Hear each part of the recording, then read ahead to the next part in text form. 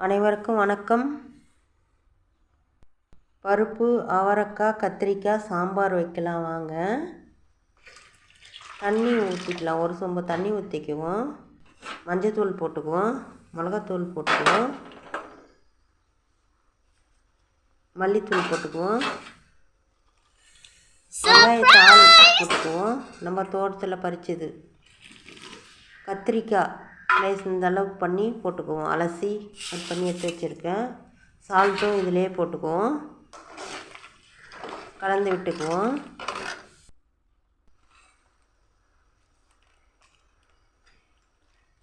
கருவேப்பிலை போட்டுக்குவோம். கருவேப்பிலை போட்டு கலந்து விட்டுக்குவோம். புளி ஒரு லெமன் சைஸ் அளவுக்கு புளி கரைச்சி வச்சுருக்கேன். பருப்பு, பூண்டு எல்லாம் போட்டு வேக வச்சு எடுத்து வச்சுருக்கேன்.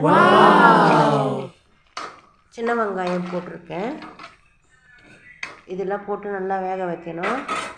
இப்போ காய் வந்துச்சான்னு பார்க்கணும். காய் வந்துடுச்சு. இப்போ பருப்பு கடைஞ்சி வச்சுருக்கோம் இல்லையா, அதை எடுத்து ஊற்றிக்குவோம். லெமன் சைஸ் அளவுக்கு புளி போட்டு ஊற வச்சுருக்கேன். அதை திப்பியெல்லாம் எடுத்துட்டு அதை ஊற்றிக்குவோம். இப்போது இந்த அளவுக்கு தண்ணி திட்டமாக உங்களுக்கு ஏற்ற மாதிரி அந்தளவுக்கு ஊற்றிருக்கோம். உங்களுக்கு எவ்வளோ தண்ணி வேணுமோ அதெல்லாம் ஊற்றிக்கோங்க. இப்போது ஒரு இதுவில் ஒரு எண்ணெய் ஊற்றி வச்சுக்குவோம். எண்ணெய் ஊற்றி வச்சுருக்கேன். கடுகு போட்டிருக்கேன், காஞ்ச மிளகா போட்டிருக்கேன், வெங்காயம் போட்டிருக்கேன், வெங்காயத்தாள் போட்டிருக்கேன், பூண்டு போட்டிருக்கேன், கருவேப்பிலை போட்டிருக்கேன். கலந்து விட்டுக்குவோம். இப்போ கொதிக்கிறதுல எடுத்து இப்போ அதை ஊற்றிடுவோம்.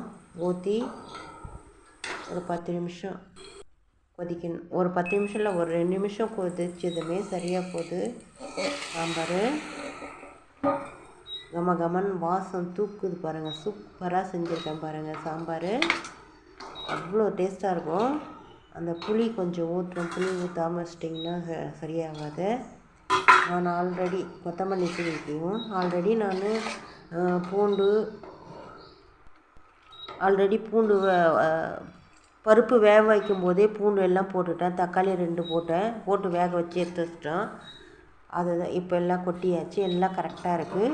இந்த ஸ்டேஜில் நம்ம கொத்தமல்லியெல்லாம் தூக்கி எல்லாம் போட்டு இப்போது நம்ம இறக்கிக்குவோம். இது மாதிரி பருப்பு சாம்பார் ஈஸியாக சிம்பிளாக செஞ்சுக்கலாம். பருப்பு, கத்திரிக்காய், அவரைக்காய் எப்படி இருக்குன்னு சாப்பிட்டு பார்த்து சொல்லுங்கள். வீடியோ பிடிச்சா லைக் பண்ணுங்கள், ஷேர் பண்ணுங்கள். ஃப்ரெண்ட்ஸ் அண்ட் ஃபேமிலிக்கு என்னோடய வீடியோஸ்